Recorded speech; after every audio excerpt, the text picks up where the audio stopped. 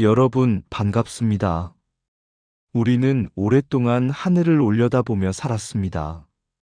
비가 오면 하늘의 뜻이라 여겼고, 천둥이 치면 신의 노여움이라 믿었습니다. 눈에 보이는 것, 손에 잡히는 것, 오늘의 삶과 오늘의 고통이 우리 세계의 전부라고 생각했던 시절이 있었습니다.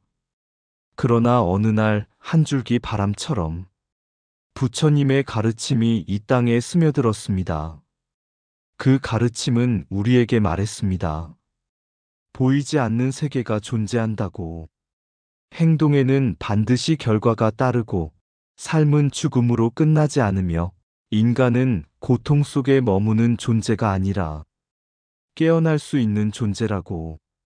불교의 도입은 단순히 하나의 종교가 들어온 사건이 아니었습니다. 그것은 우리 의식의 지평이 넓어진 순간이었고, 보이는 세계 너머를 바라보게 된 전환이었으며, 인간이 스스로를 새롭게 발견한 시간의 문이었습니다. 오늘 우리는 그 숨결을 따라가 보려 합니다. 보이지 않는 인과의 질서, 윤회의 깊은 시간, 그리고 해탈이라는 인간의 위대한 가능성까지. 이 여정을 통해 과거를 이해하고 현재를 비추며 우리 자신을 다시 묻는 시간이 되기를 바랍니다. 지금 그 문을 함께 열어보겠습니다. 보이지 않는 씨앗. 삼국시대 초 한 산골 마을에 돌을 다루는 장인이 살고 있었습니다. 그는 산신에게 제를 올리고 바위에 절을 하며 살았지만 세상은 늘 눈에 보이는 만큼만 존재한다고 믿었습니다. 보이지 않으면 없는 것이다. 그의 세계는 단단한 화강암처럼 분명하고 또 거기까지였습니다. 어느 날 마을에 낯선 승려 한 분이 찾아왔습니다. 그는 큰 설법을 하지도 않았고 기적을 보이지도 않았습니다. 그저 아이들에게 웃어주고 병든 이를 돌보고 밤이면 조용히 좌선에 들 뿐이었습니다. 장인은 물었습니다. 스님, 눈에 보이지도 않는 내세를 어찌 믿으십니까? 죽으면 끝 아닙니까? 승려는 산빛 아래 떨어진 도토리 하나를 주워들었습니다. 그리고 말했습니다. 이 작은 씨앗 안에 무엇이 보입니까? 아무것도요. 그저 마른 열매일 뿐이지요. 승려는 고개를 끄덕였습니다. 그러나 이 안에는 숲이 들어 있습니다. 눈에 보이지 않을 뿐, 인연을 만나면 드러납니다. 사람의 행위도 이와 같습니다. 선은 숲이 되고, 악은 가시덤불이 됩니다. 지금은 보이지 않아도 반드시 열립니다. 장인은 웃으며 돌아섰지만 그날 밤 잠이 오지 않았습니다. 망치질하며 쌓아온 지난 날들이 문득 씨앗처럼 느껴졌기 때문입니다. 보이지 않던 무게가 가슴에 내려앉았습니다. 그는 다음 날 승려를 다시 찾아가 물었습니다. 그렇다면 저는 이미 많은 돌을 던져왔습니다. 그 돌은 어디로 갑니까? 승려는 조용히 답했습니다. 던진 돌은 반드시 물결을 남깁니다. 그러나 지금부터는 연못에 꽃씨를 띄우십시오. 물결은 사라져도 꽃은 피어납니다. 그날 이후 장인은 달라졌습니다. 그는 돌을 다루되 마음을 먼저 다루기 시작했습니다. 다리 하나를 놓을 때에도 이 다리를 건너는 이들이 평안하기를 하고 기도했습니다. 세월이 흘러 그는 세상을 떠났지만 그가 놓은 다리는 오래도록 사람들의 발걸음을 품었습니다. 그리고 마을 사람들은 말했습니다. 그는 돌을 쌓았지만 사실은 복을 쌓았다. 그는 그제 알았습니다. 죽음은 끝이 아니라 씨앗이 흙을 만나는 순간이라는 것을. 불교가 이 땅에 들어왔을 때 우리 조상들이 처음으로 배운 것도 바로 이것이었습니다. 보이지 않는 것이 가장 오래 남는다는 진리. 보이는 세계가 전부였던 시대, 샤머니즘에서 세계 종교 이전까지 먼 옛날 한 소년이 있었습니다. 그는 번개가 치면 땅에 엎드렸고 가뭄이 들면 산을 향해 절을 했습니다. 비는 하늘의 기분이었고 병은 귀신의 노여움이었으며 풍년은 산신의 미소라 믿었습니다. 그의 마을에는 무당이 있었습니다. 구판이 벌어지면 북소리는 심장의 박동처럼 울렸고 사람들은 연기와 주문 속에서 안도의 숨을 내쉬었습니다. 두려움을 달래고 복을 빌고 재앙을 막는 것. 그것이 신앙의 중심이었습니다. 산은 신이었고 호랑이는 마을의 조상이었으며 바람에도 영혼이 깃들어 있다고 여겼습니다. 이 믿음들은 거칠고 단순했지만 결코 가볍지 않았습니다. 그 속에는 자연 앞에 선 인간의 겸손과 살아남아야 한다는 절박함이 배어 있었습니다. 그러나 그 세계는 늘 오늘에 머물렀습니다. 번개가 치면 그날의 노여움이었고 병이 나으면 그날의 축복이었습니다. 시간은 짧았고 삶은 한 생으로 닫혀 있었습니다. 죽음은 긴 어둠이었습니다. 돌무덤 아래 묻히면 그 사람의 이야기도 함께 묻힌다고 생각했습니다.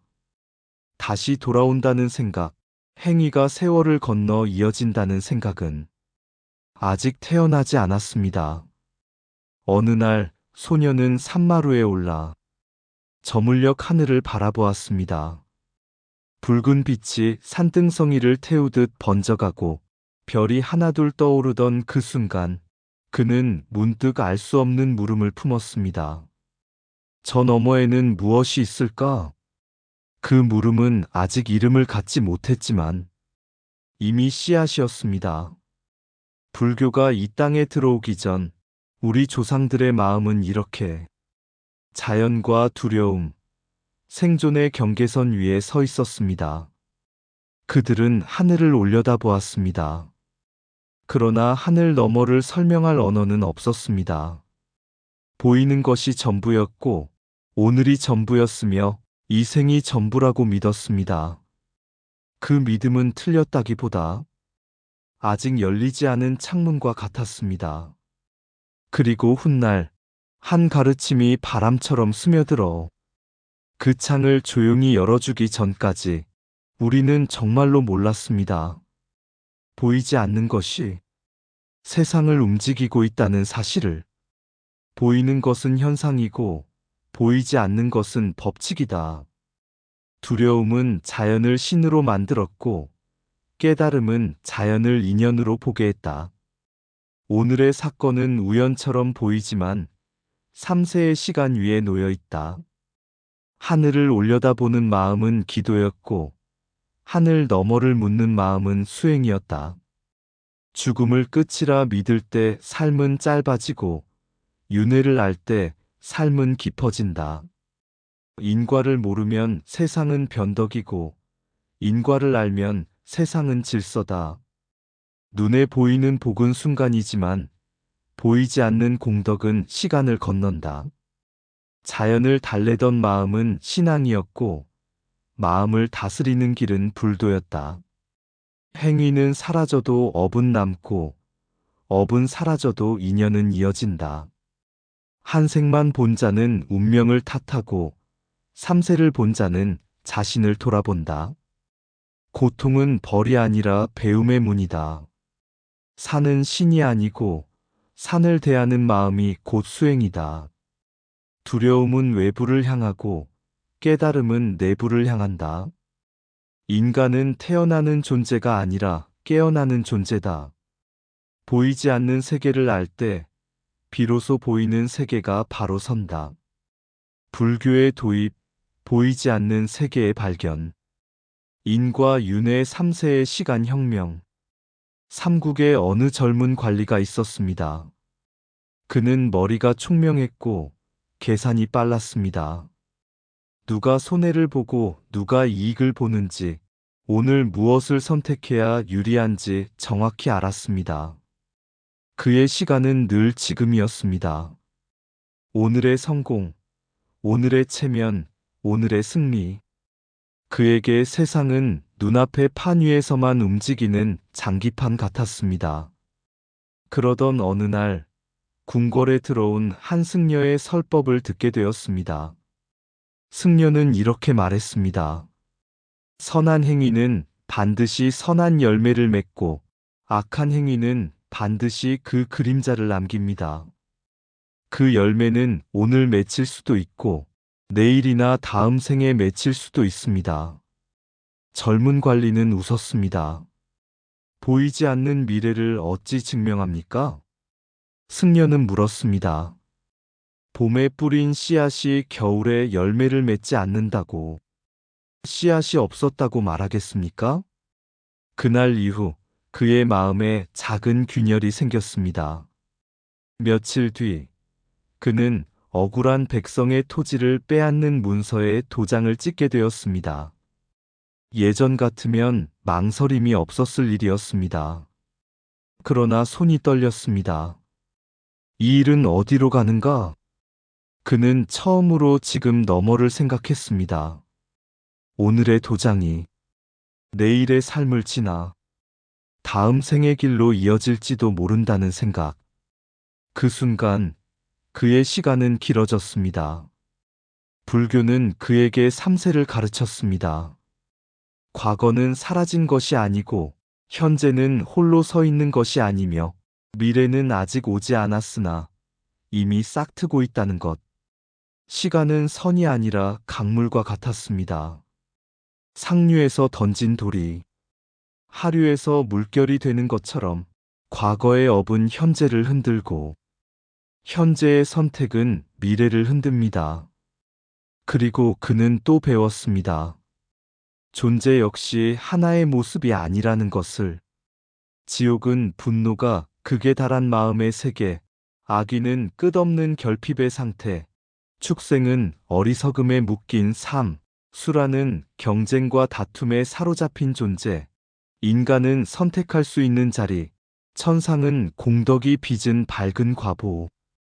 이 육도의 가르침은 저 멀리 다른 세상을 설명하는 이야기가 아니라 마음의 방향이 어디로 흐르고 있는지를 비추는 거울이었습니다. 그는 문득 깨달았습니다. 자신은 이미 여러 번 지옥과 수라를 오가며 살고 있었다는 것을. 그리고 인간으로 태어났다는 것은 다시 선택할 기회를 얻은 것이라는 사실을. 가장 큰 전환은 죽음에 대한 이해였습니다. 죽음은 문이 닫히는 소리가 아니라 방을 옮기는 소리라는 것. 등불이 꺼지는 것이 아니라 다른 등잔으로 옮겨 붙는 불꽃과 같다는 것. 그날 이후 그는 조용히 변했습니다. 결정을 내릴 때마다 이 선택은 어디로 이어질까? 를 먼저 물었습니다. 그는 더 이상 오늘만을 사는 사람이 아니었습니다. 3세의 강위에 선 사람이었습니다. 불교의 도입은 단순한 신앙의 변화가 아니었습니다. 시간의 길이가 달라졌고 존재의 폭이 넓어졌으며 행위의 무게가 깊어졌습니다. 그리고 우리는 그때 처음 알았습니다. 보이지 않는 것이 삶을 움직이고 있었다는 사실을. 오늘의 선택은 어제의 그림자 위에 서 있고 내일의 빛을 부른다. 선은 조용히 자라나고 악은 반드시 흔적을 남긴다. 인과를 모르면 세상은 우연이고 인과를 알면 세상은 응답이다. 시간은 끊어지지 않는다. 우리는 다만 그 물살 위에 서 있을 뿐이다. 과거는 지나간 것이 아니라 형태를 바꾼 현재다. 죽음은 종지부가 아니라 행간이다. 업은 사라지지 않는다. 다만 때를 기다린다. 지금의 마음이 곧 다음 생의 방향이다. 지옥은 장소가 아니라 극단의 집착이며 천상은 공덕이 맺은 결실이다. 인간으로 태어났다는 것은 다시 선택할 수 있다는 뜻이다. 악은 즉시 보상되지 않아도 반드시 균형을 찾는다. 선은 작은 물방울 같지만 삼세를 적시는 강이 된다. 윤회는 형벌이 아니라 배움의 연속이다. 보이지 않는 시간의 법칙이 보이는 삶을 다스린다. 삶은 한 번의 불꽃이 아니라 인연을 따라 옮겨 붙는 등불이다. 인간의 발견, 해탈과 가능성의 혁명. 신라의 한 시골 마을에 나무꾼이 살고 있었습니다. 그는 그를 모르는 사람이었고 세상은 늘 위와 아래로 나뉘어 있다고 믿었습니다. 임금은 하늘 아래 가장 높은 존재이고 자신은 그 아래 먼지처럼 살아가는 존재라고 생각했습니다. 어느 날 절에서 들려오는 목탁 소리에 이끌려 그는 법당 뒤편에 조용히 앉았습니다. 승려는 말했습니다. 모든 중생은 불성을 지니고 있다. 나무꾼은 그 말이 이해되지 않았습니다. 스님, 저는 그저 나무를 베어 살아가는 사람입니다. 어찌 제가 부처가 될 수 있겠습니까? 승려는 미소를 지으며 등잔을 가리켰습니다. 이 등잔의 불꽃은 기름이 닿으면 꺼집니다. 그러나 불의 성질이 사라지는 것은 아닙니다. 사람의 마음도 그렇습니다. 번뇌에 가려졌을 뿐 본래의 밝음은 꺼지지 않습니다.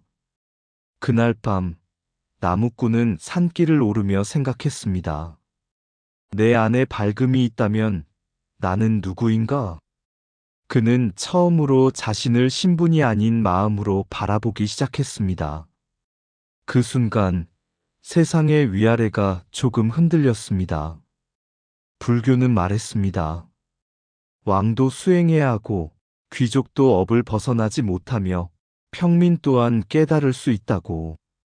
해탈은 특별한 자의 장식이 아니라 번뇌를 비워낸 자의 자리였습니다. 윤회가 끝나는 곳, 거기에는 신분도 없고 부와 가난도 없고 오직 깨어있음만이 있었습니다. 이 사유는 조용했지만 혁명이었습니다. 이전까지 인간은 태어남으로 규정되었습니다. 어디에서 태어났는가, 어떤 집안인가, 얼마나 부유한가. 그러나 불교는 물었습니다. 어떻게 살 것인가? 그리고 더 깊이 묻습니다. 얼마나 깨어 있을 것인가? 그 물음은 사람을 변화시켰습니다. 절에서 경을 읽는 승려만이 아니라 시장 상인도, 들에서 일하는 농부도 내 마음을 닦는 일이 삶의 중심이 될 수 있다는 생각. 이것이 바로 지적 전환이었습니다. 외부의 힘에 복을 구하던 사회에서 자신의 행위와 마음을 돌아보는 사회로, 태생이 운명을 정하던 시대에서 수행이 삶을 바꾸는 시대로, 나무꾼은 이후에도 나무를 베었습니다. 그러나 달라진 것이 하나 있었습니다. 그는 분노가 일어날 때 그것을 바라보았고, 욕심이 일어날 때 그것을 알아차렸습니다. 산을 오르내리며 그는 알게 되었습니다. 자신이 산보다 작지 않다는 것을. 해탈은 멀리 있는 하늘나라가 아니라 마음이 집착을 놓는 순간이라는 것을. 그리고 그 깨달음은 그 한 사람에게만 머물지 않았습니다. 그와 같은 수많은 평범한 사람들의 마음속에서 조용히 싹트기 시작했습니다. 그리하여 이 땅의 사유는 달라졌습니다. 인간은 태어나는 존재가 아니라 깨어나는 존재라는 자각. 그 자각이야말로 한 나라의 국격을 높인 가장 깊은 힘이었습니다. 불교는 왕궁을 장식한 종교가 아니라 마음을 깨운 가르침이었습니다. 인간은 신분으로 완성되지 않고 깨어있음으로 완성된다. 태어남은 조건이지만 깨달음은 선택이다. 해탈은 먼 하늘이 아니라 집착을 놓는 순간이다. 불성은 얻는 것이 아니라 가려진 것을 드러내는 일이다. 왕도 윤회 안에 있고 평민도 깨달음 안에 설 수 있다. 가장 위대한 혁명은 마음에서 시작된다. 운명은 출생이 아니라 수행이 빚는다. 인간은 약한 존재가 아니라 아직 깨어나지 않은 존재다. 번뇌는 본성이 아니라 지나가는 구름이다. 신부는 세상이 정하지만 깨달음은 스스로 밝힌다. 수행은 특별한 길이 아니라 매 순간의 자각이다. 남을 이기는 힘보다 자신을 비우는 힘이 크다. 해탈은 도망이 아니라 직면의 끝에서 열린다. 인간의 위대함은 소유에 있지 않고 자각에 있다. 깨어난 한 사람의 마음이 한 시대의 품격을 높인다. 깨어난 마음이 나라를 세우다. 옛 기록에는 왕의 이름과 전쟁의 승패가 남습니다. 그러나 한 나라의 품격은 기록되지 않는 곳에서 자랍니다. 조용히 사람의 마음 속에서. 불교가 이 땅에 들어온 뒤 절은 산 위에 세워졌지만 그보다 먼저 세워진 것은 사람들의 사유였습니다. 이전에는 하늘이 운명을 정한다고 믿었습니다. 태어남이 삶을 결정한다고 여겼습니다. 죽음은 모든 것을 지우는 어둠이라 생각했습니다. 그러나 부처님의 가르침은 이 땅의 사람들에게 다른 질문을 남겼습니다. 너는 지금 무엇을 심고 있는가? 너의 마음은 어디를 향하고 있는가? 너는 깨어 있는가? 이 질문은 왕에게도, 농부에게도, 아이에게도 똑같이 주어졌습니다. 인간은 더 이상 태어남으로 규정되는 존재가 아니었습니다. 수행할 수 있는 존재, 자신을 돌아볼 수 있는 존재, 번뇌를 끊고 해탈에 이를 수 있는 존재가 되었습니다. 이 사유의 변화는 조용했지만 깊었습니다. 산천은 그대로였으나 산을 바라보는 눈이 달라졌고 세상은 그대로였으나 세상을 해석하는 마음이 달라졌습니다. 누군가는 절에서 경을 읽었고 누군가는 시장에서 정직을 지켰으며 누군가는 분노 대신 자비를 선택했습니다. 그 작은 선택들이 모여 보이지 않는 힘이 되었습니다. 인과를 아는 사회는 책임을 배우고 윤회를 아는 사회는 시간을 길게 보며 해탈을 아는 사회는 인간을 존귀하게 여깁니다. 그렇게 이 땅의 사람들은 외형의 강함보다 내면의 깊이를 알게 되었습니다. 불교는 단지 종교가 아니었습니다. 그것은 마음의 구조를 바꾸는 사유의 혁명이었습니다. 그리고 우리는 이제 압니다. 보이는 세계는 넓었지만 보이지 않는 세계는 더 넓었고 태어난 인간은 작았지만 깨어난 인간은 위대하다는 것을, 그 깨달음이 한 사람의 삶을 바꾸고 한 시대의 정신을 바꾸며 마침내 한 나라의 품격을 세웠습니다. 불교의 순결은 지금도 묻습니다. 당신은 지금 깨어 있는가? 깨어나는 나라. 우리는 한때 하늘 아래 서서 하늘만 바라보던 사람들이었다. 번개는 신의 분노였고 가뭄은 하늘의 침묵이었으며 죽음은 꺼진 등불이라 믿었다. 그러나 바람처럼 스며든 한 가르침이 우리의 시간에 길을 내었다. 보이지 않는 인과가 보이는 삶을 이끌고 오늘의 씨앗이 3세의 숲이 된다는 것을, 죽음은 끝이 아니라 문을 바꾸는 일이며 업은 그림자처럼 따르되 빛을 만나면 옅어진다는 것을 우리는 배웠다. 지옥은 먼 땅이 아니라 타오르는 마음이고 천상은 높은 하늘이 아니라 맑아진 마음의 자리임을 그리고 마침내 알았다. 인간은 태어나는 이름이 아니라 깨어나는 마음이라는 것을. 왕관은 머리 위에 얹히지만 깨달음은 마음 안에서 피어나고 신부는 세상이 정하지만 해탈은 스스로 밝히는 것임을. 산은 그대로 서 있었으나 산을 바라보는 눈이 달라졌고, 하늘은 변함없었으나 하늘 너머를 묻는 숨이 깊어졌다.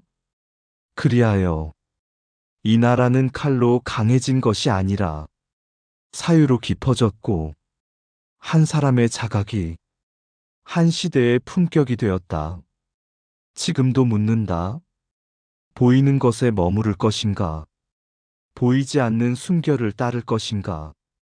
우리는 안다.